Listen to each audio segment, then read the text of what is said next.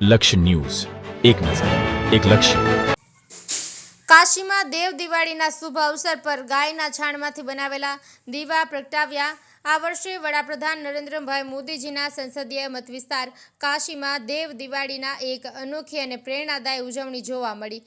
નર નારાયણ દેવ ચેરિટેબલ ટ્રસ્ટના પ્રમુખ અક્ષિત બા સોલંકીએ જણાવ્યું હતું કે દેવ દિવાળી નિમિત્તે જ્યાં ગંગા કિનારે આ ગોબરના દીવાઓની જ્વાળાઓ ઝગમગતી હોય છે, ત્યારે કાશીની પવિત્રતા અને સ્વચ્છ ભારતનો સંદેશ એક સાથે ગુંજતો રહે છે.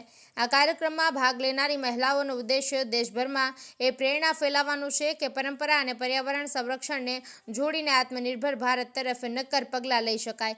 ગુજરાતની આ મહિલાઓની ભાગીદારીએ કાશીની દેવ દિવાળીને માત્ર ખાસ બનાવી જ નહીં, પણ એ પણ સાબિત કર્યું છે કે જ્યારે દેશની મહિલા શક્તિ આગળ વધે છે, ત્યારે સંસ્કૃતિ અને સ્વચ્છતા બંનેના દીવા એક સાથે પ્રગટાવવામાં આવે છે.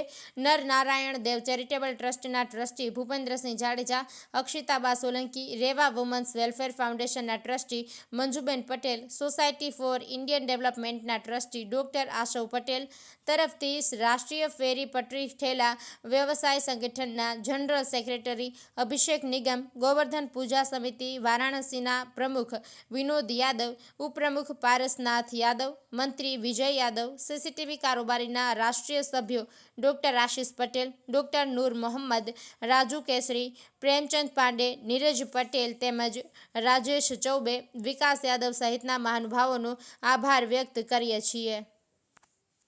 નિરંજન ચૌહાણ, ડભોઈ.